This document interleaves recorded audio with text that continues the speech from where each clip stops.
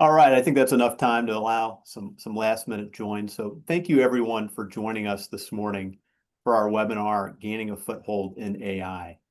My name is Mike Minkler. I'm founding partner at CMIT Solutions St. Louis, and I'm going to be your host today. And before we dive in, we want to do a quick poll and find out what your experience level is. And that will help sort of guide our conversations today with the content. So soon you'll be seeing a poll pop up in front of your screen asking about your experience level. There it is. So just take a minute and read through those descriptions and go ahead and vote, and then we'll move on with the rest of the presentation.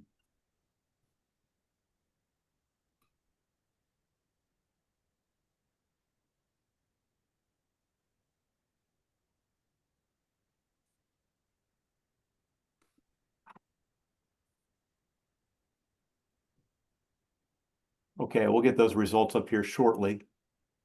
Today, we're excited to share our perspective on how successful businesses are using AI today and show you some real-world examples. Oh, there we go. We've got the results up now. So it looks like we've got most folks are in the newbie and novice area. We've got some frequent users and some that are intermediate. So we might have you help us with our presentation today. And we have one who's at the expert level. So we'll have to be on our toes today, guys, as we're presenting our webinar. So thank you very much for responding to that. That's helpful to kind of help us gauge our presentation today. We've got a lot to cover. We also want to make it interactive. You'll see at the bottom, if you move your mouse down to the bottom of your screen, there's a little Q&A button down there. And we'd like to ask you to use that. As you have questions as we're going through the webinar this morning, please go ahead and submit them through that Q&A feature, and then we'll do our best to answer those questions as they come up throughout the presentation. And then we will have time at the end for questions as well. So now into introductions. First, I'd like to introduce Nick LaRosa. He's going to be our first presenter today. Nick is also a founding partner at CMIT Solutions St. Louis. Nick has over 25 years of experience in the IT industry, and he has a focus on proactive and reliable IT solutions. Nick will review the evolution of AI and show us some practical examples of using an AI platform to deliver real business benefits. And then next up, we'll have Tom Swip. He'll be our second presenter. Tom is the president and CEO of Swip Systems and chief technology officer of Guard 911 and Hero 911. Tom established Swip Systems, a nationwide software consultancy, in 1995. And then finally, we have a couple of other folks who will be helping us in the background. We have Jason Casborn with Swip Systems, and we have Tony Romero from CMIT Solutions. They're going to be helping us make sure we get to all of your questions as we go through our hour together this morning. So at this point, I'll turn it over to Nick, who's going to give us some background on AI. Nick, take it away. Thanks so much, Mike. Welcome, everybody. I'm just going to real quickly run through some of the AI development timeline. Back in the 1950s, Alan Turing, who is the person credited with cracking the Enigma machine that the Germans used during World War II, he asked the question, can machines think? That kind of started a series of meetings and such that ended up at the Dartmouth conference.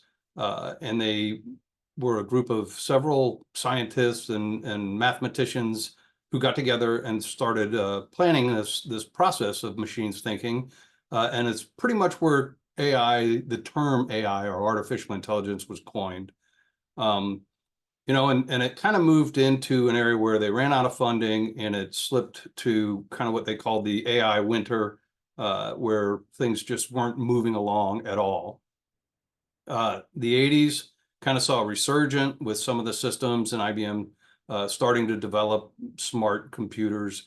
But really in the 1990s, when IBM's Deep Blue defeated the chess champion Garry Kasparov in a game of chess. So it was able to actually defeat him by playing against him in real world. Now You see it today. We've got AI being used in the healthcare and pharmacy industry. There's many advancements that are happening very rapidly in the medical field with AI and the ability to actually get the services and diagnostics done much faster. We have autonomous cars driving around some of our cities these days. And another big area that AI has come to play in is in marketing and media and things like that, where you can generate videos and scripts and content very easily using AI. There's three main prongs to AI. First is data governance, and data governance really it evolves around having control of your AI data. You know, we have like our own private email servers and file share servers to keep data with us. When you do the AI with your employees and they're using their own personal AI tools such as ChatGPT, the free version or something, you have no governance over that. And if the employee leaves, that data that they may have put in that's company data could leave with them, right? So there's that first pillar. The next one is guardrails, and guardrails really is about, you know, using personal AI. If somebody's using their own ChatGPT, the ChatGPT is starting to learn that person's style. And if they say they are big into Pokemon or something, and they do a bunch of stuff with, say, Pokemon in their own personal chat, and they start doing business work with that, the results that they get back may be tainted by previous inputs that they've used. So you want to make sure that the AI that they're using is secure and it's governed and guardrailed by you. The other thing to really watch out for is data training. So the models out there, they not only will pre-train them on a ton of data, but they also will train on the data that you put in. So your inputs and your outputs are actually being used to train that data. And you want to have a secure system that does not do that. So some of the security considerations really is around data privacy. You want to ensure that there is no leakage of data from your systems and that your employees' data is protected, that your business data is protected and kept private. Then there's transparency, and transparency evolves around the models and knowing how they've been trained, what kind of algorithms they use to train their models, what kind of data they use to train their models, and really knowing that background, and also knowing that they are in compliance with things like SOC 2 Type 2 data centers, where they have to go through a large process of getting certified that they actually are protecting your data. There's regulatory compliance. So, you know, especially in the healthcare field, you have HIPAA compliance, you have FINRA compliance, things like that. And you want to make sure that the systems that you're using are secure and going to abide by those compliance regulations. And then the big thing is also intellectual property protection. So you want to make sure that any of your business protections or your business data is kept yours and not out there on the internet. If you upload something to the free ChatGPT with a bunch of employees' names in it, you just shared that with the rest of the world. So you want to protect that intellectual property.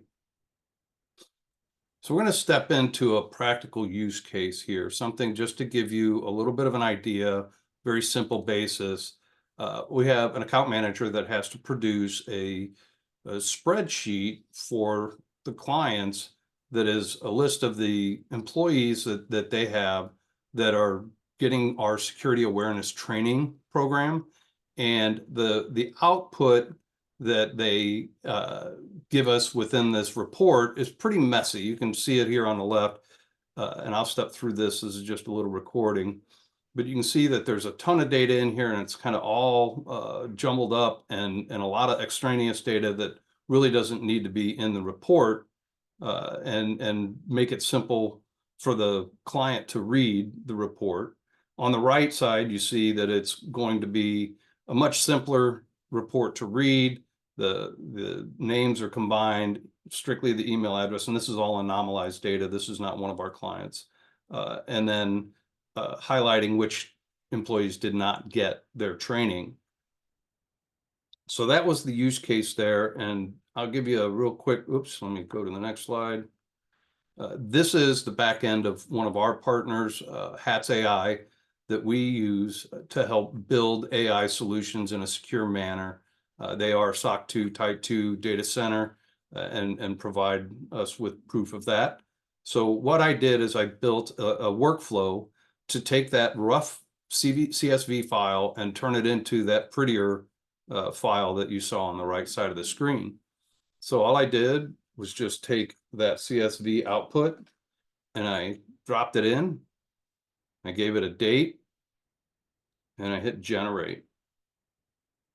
And as you can see, as this pops up, there's several steps to this workflow, and it takes the step-by-step process, just like as if you were writing all this down to give to an intern to do this work for you. The AI is you can treat it like an intern that never stops, never gets tired, never takes a coffee break. So the first step on that is just taking and stripping out all the extra data that's not needed. Then it kind of starts to move through, and see, it even tells you what it's doing. It's telling you the process that it's doing during that step. And then I asked it in the next step to arrange by first name. So it's done that for us. It goes into the next step, which is actually the course name. It will take and put the course name in, and then move that course name in the final output to the top of the third column along with the date. So I just take a copy of that. I paste it into an Excel spreadsheet with a simple macro on it to highlight the training, and boom. So the really interesting thing on this is this, I had the account manager do 3 clients output and time it. And it took her 40 minutes from start to finish to do. I did the same 3 using the AI, and it took me 10 minutes to do. So there was a savings of 30 minutes just on those 3 clients, and she does this every week. So you can see that that's a very efficient way of getting something done and saving that account manager time. So I'm going to show you the back end of it a little bit. So on the back end here, this is what I did. Now, keep in mind, I have maybe 20 hours of training on AI, so I really don't have a whole lot of knowledge. But what I did is I just came in and I created in this workflow here basic instructions. Again, it's just like writing it down for an intern. Take it, throw it in there, tell it what you're looking for, tell it what you're wanting to do. You will have these red bands here. These are the inputs that you'll see over on the left side here, which is that raw CSV file that I threw in. The other one is the date range here. You'll see later on. But you just tell it exactly what to do. This is what I want you to do. Take it and combine the first name and the last name into a single column type thing. I also created an example. So you can see you can upload permanent examples. Say, I want it to look like this, right? So it's a very simple step. And then this one small app with those instructions flows out and into the next step, which is to arrange the rows by first name. So you'll see that green bar is actually the output from this. So all you do is plug that in and then give it your instructions to just, arrange it by first name. From there, you're going to go down and step into the course name. And that will allow you to just take the course name out of one of the columns and put it into column C as a header. And then on the final output, it takes and puts the date range in along with the course name into that same cell. So I just told it to do this stuff, and it made it very simple and gave a pretty slick output that saved a whole lot of time. You can also see that you have in the top right corner of each one of these the ability to pick which LLM model. Within our platform of HATS, there's 40 different large language models that you can choose from right now. So it's a pretty simple, pretty robust process that was not difficult to put together. Yeah, it does take a little bit, but it really, if I spent 30 minutes creating this app and I'm saving 30 minutes every week, it was definitely well worth it. So that's all I wanted to show you there. And from there, I'm going to turn it over to Hey, Tom. Nick, Yeah. we had a question come in. Oh, sure. Can you remind folks what tool this is that you're using? This is through HATS AI. This is somebody that we've partnered with to help our clients with their secure AI solutions. And little later on, I'll show you a little bit more of what it's capable of. Okay. Does it require a large investment? Typically, depending on the number of employees, there's different packages, but it's relatively a few $100s a month for up to 30 users is kind of where it starts. And it's not really that bad when you think about if you bought Chat GPT, the paid version for everybody in your employee, and you had 30 employees at $20 a month, that would be a lot more expensive. Plus, it would be somewhat limited. Awesome. All right. That's all the questions we have right now. Tom, I'm turning it over to you. All right, thank you guys. I appreciate it. Great explanation and great initial demo. Thanks for sharing that. I'm going to share my screen now and start up a presentation here as well. Give me 1 second to find that and we'll get this thing going. So that's a great intro into the security aspect of it, a great intro into what you should or shouldn't do. I really like the Pokemon example of, make sure that you don't have Pokemon in your results for your business. That's clever. So what we're going to talk about a little bit now is how to get things started. So if you remember, the title for this was gaining a foothold in AI, essentially. So I think a lot of people are thinking really strategic about AI, and rather than thinking very strategic about how you can put it in everywhere, we're going to back off of that a little bit. We're going to use the old elephant analogy, and how do I eat an elephant one bite at a time? And we're going to talk about that. So what I'd like to introduce today is the thought of thinking about getting a foothold on AI and not a complete strategy. So not necessarily looking for all the solutions at once, but getting something started and getting that in. And as soon as you get that in, as you saw from the example from Nick, all of a sudden your creative juices start flowing and you think, oh, well, I could probably do this here or there. A lot of people liken AI in its current state right now to the internet in the 1990s. So if some of you remember Gopher and things along those lines, where people were figuring out how to use it before a lot of it came mainstream, that's kind of where AI is. We're a little bit past the mid-90s mark of using the internet in using AI currently. And a lot of people, like Nick mentioned, don't realize it's been around for 75 years. So it's really had a lot of time to mature. It's just become mainstream as of, the last few years with ChatGPT. So again, please think foothold, not complete strategy. And how do you do that? Easiest to start is to look for a pain point in your process. And we're going to give a few more examples here today, talking about the different pain points that you might address and how you could address those. And then the next thing to do is to address or assemble rather a team of power users. So the power user, by our definition, are the folks that everybody turns to when the printer's broken or the email isn't working, or then maybe they work with your managed service provider to pass off information from other team members and things along those lines. So those power users are the folks that computing just kind of seems natural to them. And some of the younger folks out there, who have grown up with a phone in their hand, maybe they're an option too of those power users. So if you assemble that team and then you determine how AI can solve the problem. So once you have that pain point, you have the team together, now you can start discussing how can we do it. And we're going to talk a little bit later today about a three-way match example in the accounting area. And we're going to use Grok to illustrate how Grok can actually help that and help it very speedily for you and your team.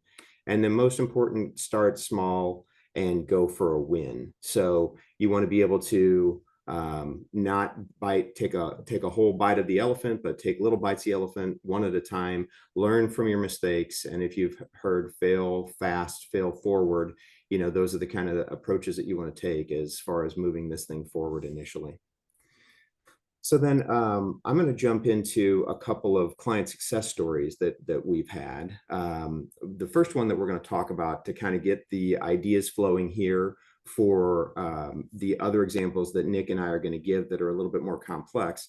This was a psychological testing company. And essentially they would go out and they would have people in an organization take a test. And those folks would, of course, key enter their results or select these shapes or those shapes or these answers or those answers.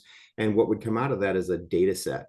And that data set then was handed off to a psychologist. And it took the psychologist 2 hours to run through all of that data, analyze all of it, and then go in and write a report on it. So 2 hours per person, per psychologist. So if you can imagine, you got 10 psychologists in the organization, there's 20 hours, to analyze 10 people's worth of work or 10 people that they analyzed.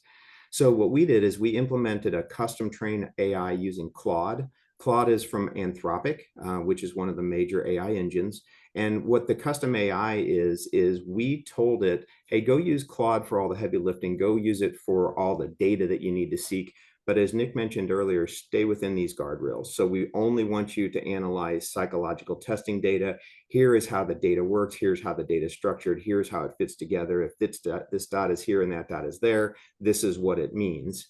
And now with that custom AI that we built for them, Claude actually analyzes all of that data and writes the report for them. So then now the psychologist, all they have to do is they have to pull up what the output was. And of course, you tweak it and get it better over time, just like anything else in life.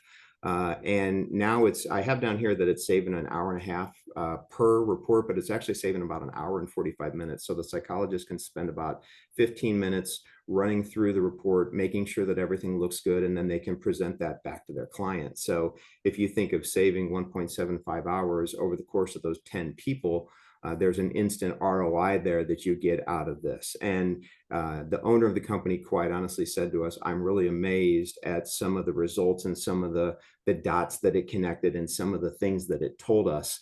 There was an example from NASA, for instance, where they were having NASA create spaceship parts. And NASA was literally blown away by some of the parts that it came back and how light they were and how strong they were and how the designs work. So AI is really kind of teaching us a lot of things too. So that's example number one. Example number two is a situation where there was a third-party AI tool, which was a customer service AI that a home warranty company wanted to implement. So in this situation, we were using a third-party AI, and then we were using an application that we were maintaining for them. And what we did is we built a bridge or an API, if anybody's familiar, called an application programmer interface, where it's the bridge between the application and the AI. So we built a custom API for them. We said, here's what you can hand it. Here's what you can expect when the AI will give you data back. And now the AI actually handles all of their internal customer inquiries. So if you can imagine before, a customer would wonder how much warranty coverage, how long will it take to get this process, things along those lines. And now the AI has all of that data. So rather than a customer picking up a phone and a service rep answering the phone, spending their day on the phone, now the AI actually answers a lot of those questions for them and guides the customer on how to get the warranty claim started and things along those lines. So it's saving them a ton of telephone time. And with the concept of leveling up, it's allowed all of their employees to level up to take care of other higher level things that the customer needs, so that they cannot spend as much time on the phone, where the customer is still very, very well taken care of. So in an example that you're going to see here soon, you'll see a voice prompt that Nick has put together. The AI is very polite, very courteous, and it gathers all the information. Some of the smarter AIs can measure sentiment, so they can tell if the customer is upset or happy, and the AI will adjust its tone according to them. So just a couple of examples there. So Nick, I'm going to flip it back over to you. And if you could kick us off then with the next example. Awesome. Thank you. So one of the things that I want to do is acknowledge that Tom had a very good point that with AI, you still really need to have a human in the middle. You want somebody to go in and do a verification of the outputs to make sure that it's accurate and that what the AI has done for you has done it properly. So that was a really good point you made there, Tom. I'm going to demo real quick another feature within our HATS platform, which is a phone agent. to take a call. And I just did this. It took me about 30 minutes to set it up. But I wanted to try playing with just like a sales line, right? Somebody calls our sales line and is looking for information about CMIT Solutions. So I plugged that in, and I'm going to give you an example real quick. This is Brandy, by the way. I named her. So let me call Brandy. Hi, this is Brandy with CMIT Solutions. I'm an AI phone agent and brainchild of Nick LaRosa, one of the founding partners of CMIT Solutions St. Louis. This call is being recorded for quality assurance. What can I help you with today? Hi, Brandy. Can you tell me about the services that CMIT offers?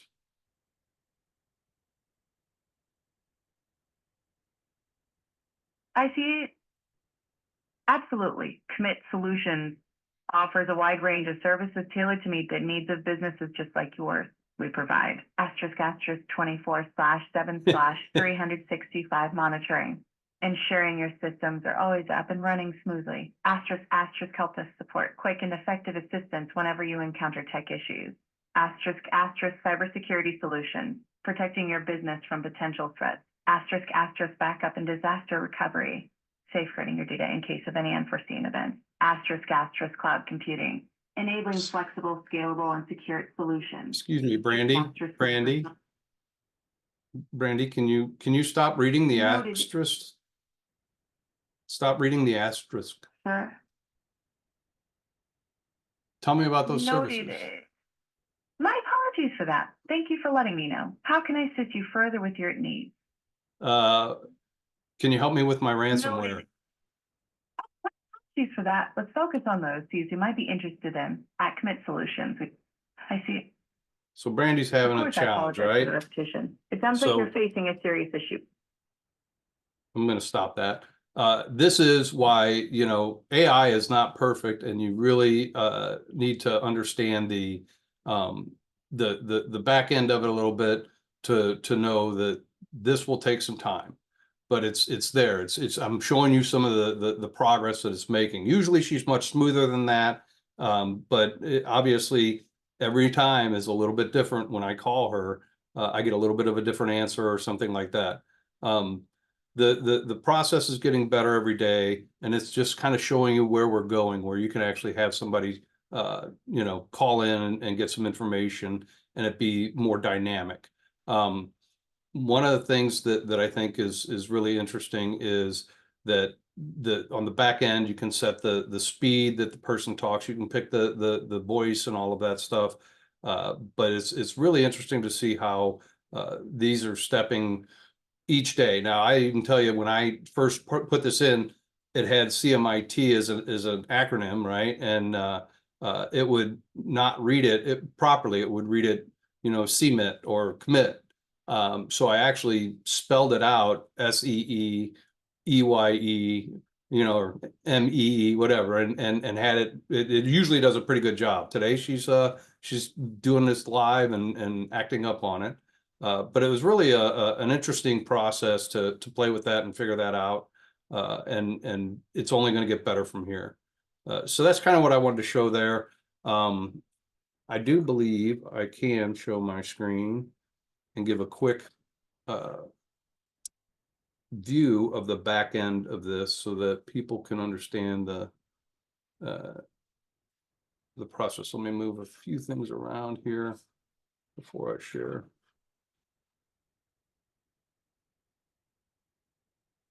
Everybody see my screen here? So within the HATS platform, you know, there's a chat feature. Hey, Nick, we don't see your screen. Oh, let me try a different one. How's that? There we go. All right. So there's a chat feature. There's over 40 large language models within here, 43 now. They're adding more every day.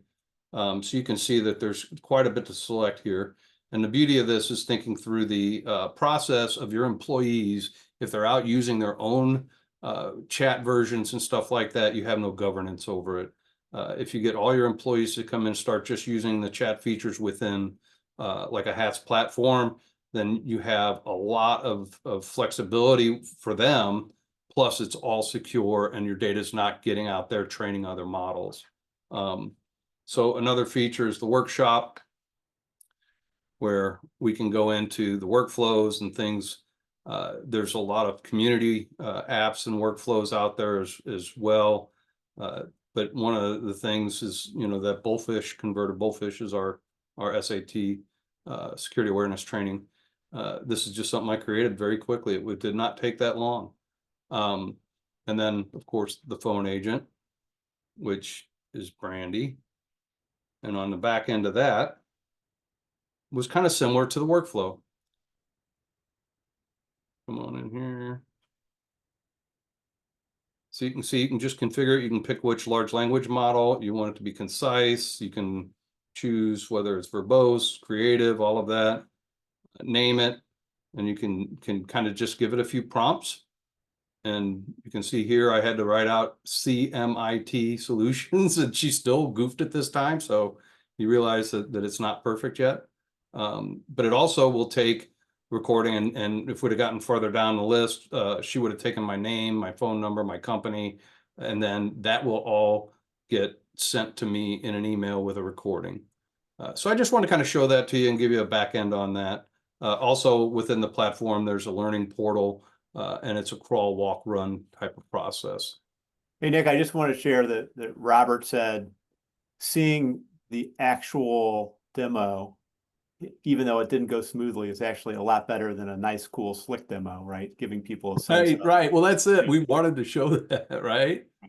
So, and, one other question for me is, I thought you were going to ask Brandy if she was a fine girl, but you didn't do it. So. I have to tell you, I named that Brandy because of that song from Looking Glass. It was one of my favorite songs growing up, and I have it on a playlist. So I had to figure out a name, and that's the one that came up. So, all right. So let's turn it back over to Tom. That's awesome, Nick. Yeah, my kids remember that as the song from the Guardians of the Galaxy movie. So yeah, they don't have any idea how or where that came from. A lot of great songs in that movie. Yeah, I think I saw Brandy out drinking last night, so maybe she's just having a rough morning. But yeah. For everybody's benefit, it actually performed really well in all of our practice sessions and everything. So it was pretty amazing what it could do. So as you can tell with anything that's technology based, it doesn't always go perfectly on version 1. So just like we had to train up that psychological testing AI to understand, all the guardrails that we put in there, you've got to get everything else trained up and ready to go. Okay, I'm going to share my screen again here, and I'm going to talk to you a little bit about that three-way match demo that I mentioned earlier. So can everyone see my screen okay?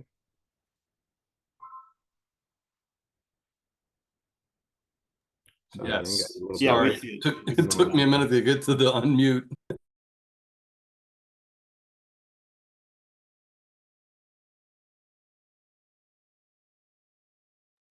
Sorry, guys, had a little bit of background noise happening here. How to get rid of that.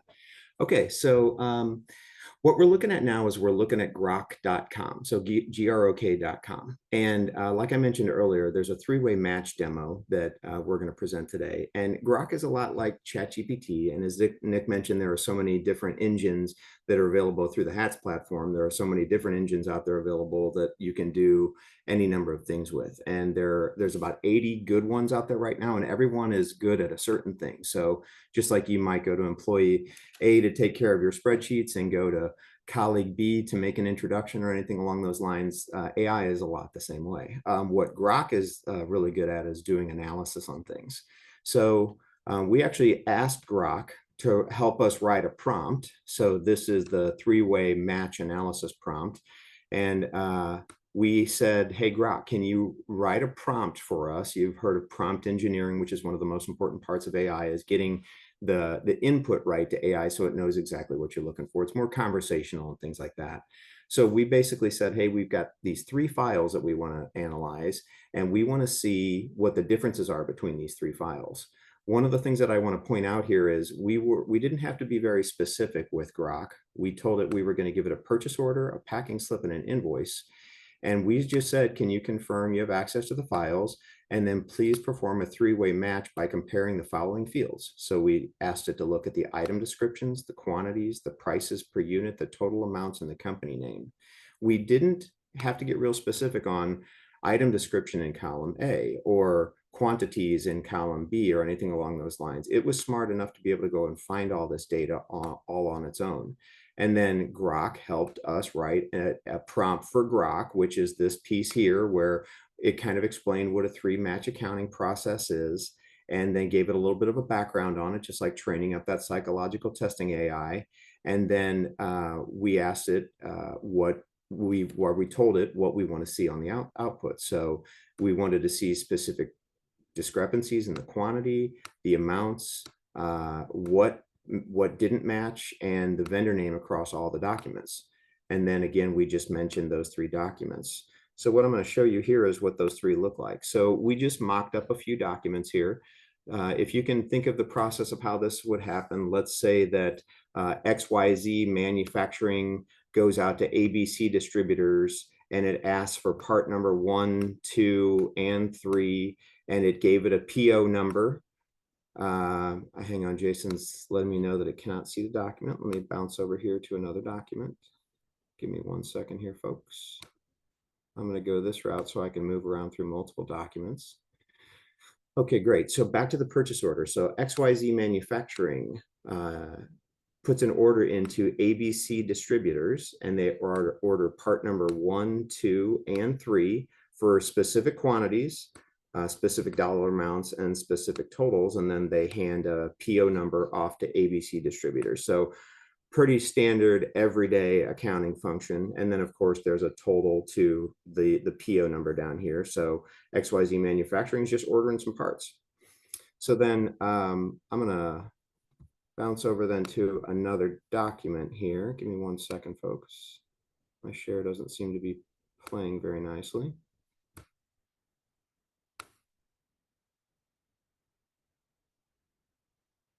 Give me 1 moment, guys. The share is not allowing me to show you the other document. Sorry for the mistake here.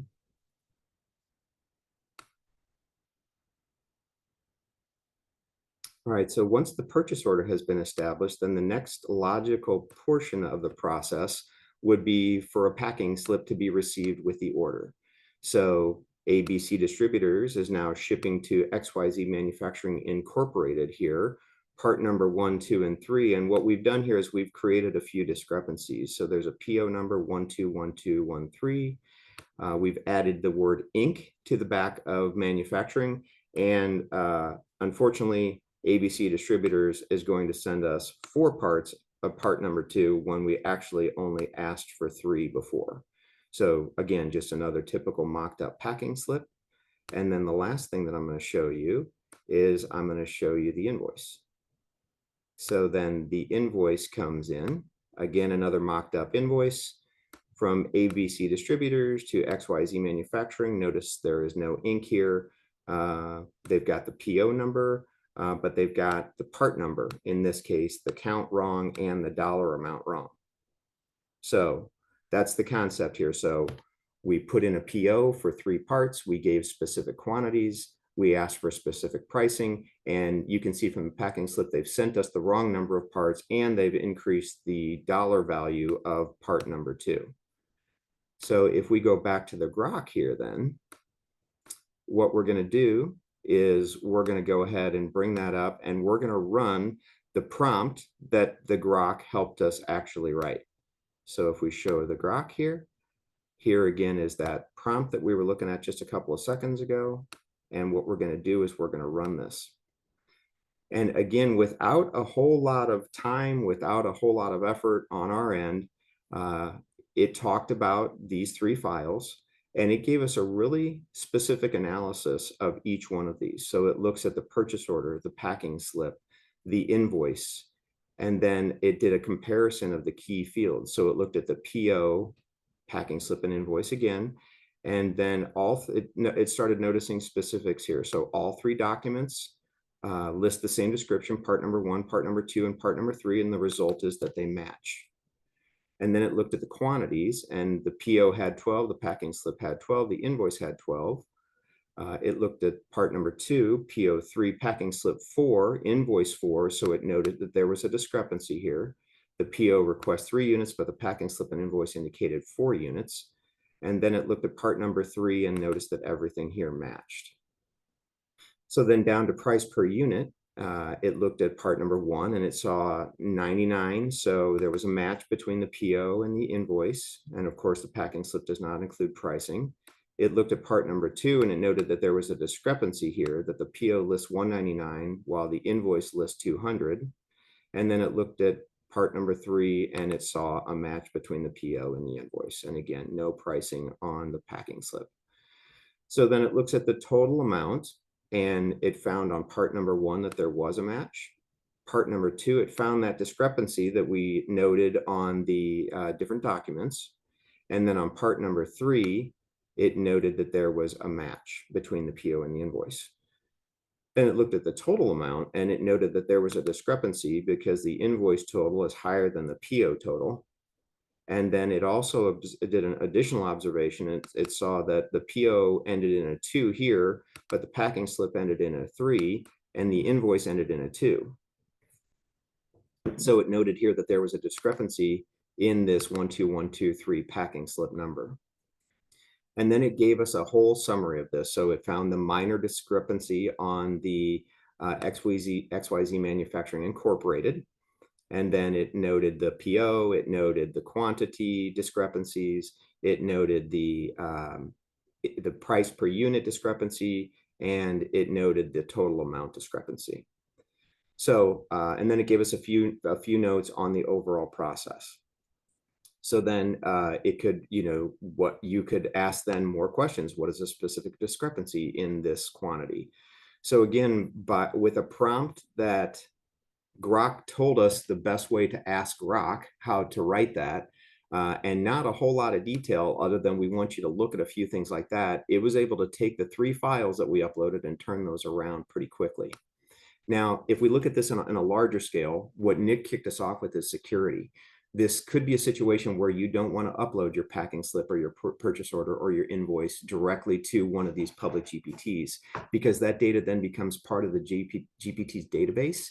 And, it could potentially turn up someplace else on somebody else's results because you uploaded all that data to the GPT. So what you want to do in a situation like this is you want to build a little interface here where you could have all the data from the packing slip, the purchase order, and the invoice essentially ripped out of those documents, maybe put into a temporary database, and then use that API like we mentioned earlier on the home warranty company, use an API to push that data up to Grok. So maybe you're a DoD contractor and you don't want to upload your part descriptions. So you could genericize that data and sterilize it so that it doesn't say the part number that is protected by DoD. Perhaps you don't want people to know the company name, so you could leave the company name out of it. But you could upload just raw data, PO numbers, for instance, or pricing and quantities, and all that data could be pushed up through an API. Then Grok does all the heavy lifting, just like you saw with everything that it did here, and then it can return a result set to you. So there would be a way to automate this to keep it secure so that you're not showing too much information to the GPT. Hey, Tom, we had a question actually. Yeah. Came in from Chris. You obviously picked Grok for this use case, right? For this purpose. Yeah. He's curious as to what's Grok better at than like a Chat GPT. Why did you go down this path? Yeah, we just know. I'm looking at a little document over here. Grok 3 is good at productivity, and I'm looking through a little matrix here. Bear with me here. There's about 20 different little chips on here that I'm taking a look at. So it looks like it lists Grok for productivity as one of the top things. And just after experimenting with some of these different these GPTs, these tools, we can tell what it's better and what it's not better at. So if you would ever have a question about that, you're more than welcome to reach out. And I could even send this little matrix to anybody. It was produced by Hey Abeshik, I think, if I'm pronouncing that correctly, but it tells you what each one of them does better. All right. That's awesome. Now, was this the paid version of Grok? This is. So this Grok is, I believe, $30 a month. So as Nick mentioned earlier, you know, we didn't have a whole lot of experience with Grok, although we had a lot of experience with the other GPTs and the other custom AIs. But with Grok, we were able to figure it out in a couple of hours and give it the data and get the output that we need. All right, great.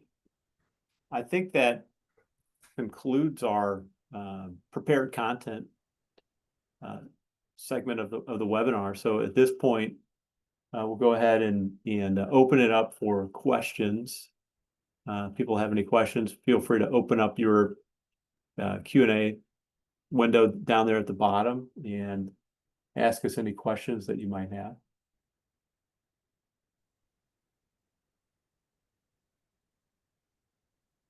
Okay, Tom, a question for you on the Grok demo that you just ran through. How much time did you have to invest in sort of ramping up on Grok? And that's maybe one thing to think about. Appreciate both of your thoughts on this. There's like a learning curve, right? Nick, you've been focused on HATS AI. Tom, you just showed us Grok. There's a learning curve to get proficient at some level, just understanding the interface and how the tools work. And then I would imagine once you establish sort of a baseline, then you can start actually implementing solutions. So Tom, maybe with Grok, like how long did it take you to negotiate that learning curve and then actually build the demo that you showed us? Yeah, it's a great question. I guess the way to put it into perspective is it took me longer to mock up the 3 documents than it did to actually create the Grok. So it took me longer to create three documents, PO, packing slip, and invoice, than it did to actually take care of Grok. And the cool thing about it is we were able to go into Grok and ask Grok, this is what we're looking to accomplish. Can you give us the best prompt that will tell you how to run this? So we gave it a few definitions and we explained it. And then, of course, you know, a couple clarifying questions and things along the way. But yeah, it truly took longer to mock up the 3 Excel spreadsheets than it did for Grok to do all of its thing. And Nick, maybe a similar question for you on HATS. You know, you had mentioned earlier, what did you say? It took you about 20 hours to. Yeah, I spent about 20 hours training and learning. You know, the step one, you know, we take a crawl, walk, run approach, which is typically about 10 hours. I've gone about 10 hours past that. But something that I thought was maybe helpful is there are a ton of tools out there to explain how one model treats data versus another, at least in how good it is at doing certain tasks. Real quick, I'm going to share my screen. Well, let me move all these things out of the way before I do it.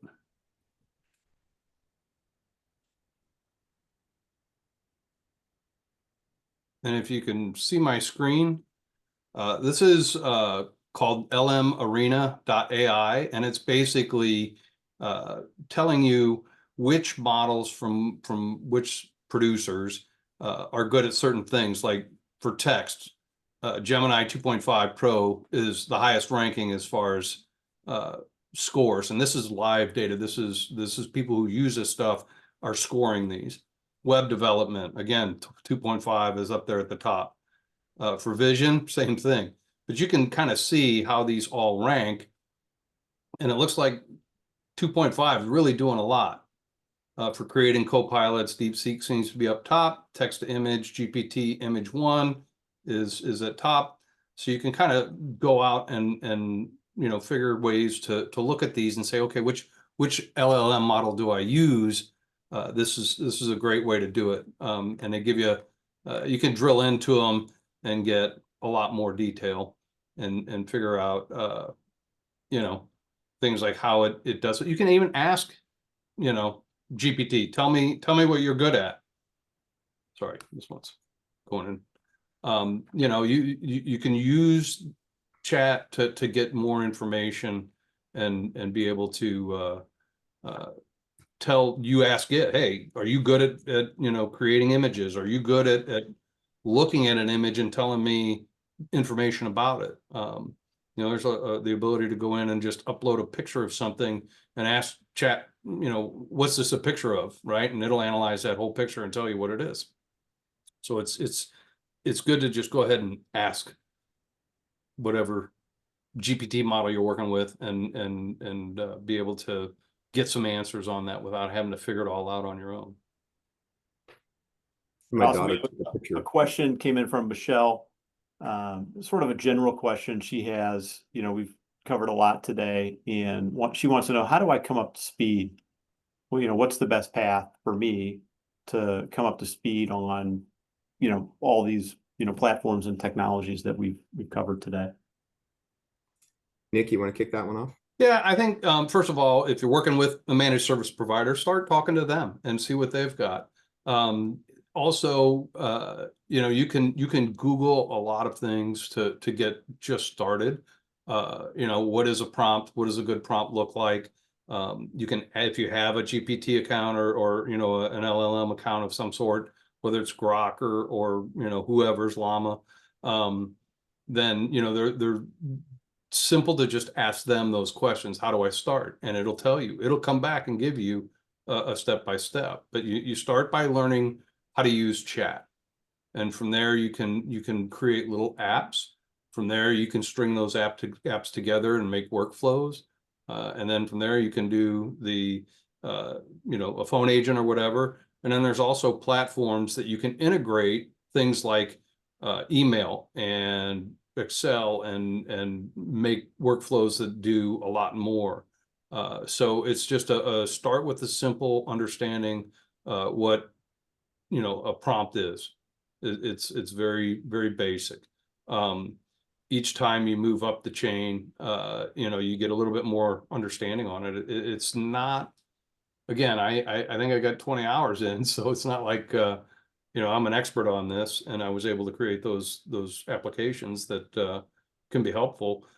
So don't be scared, but certainly reach out, and we're happy to answer any questions and help you get started on that.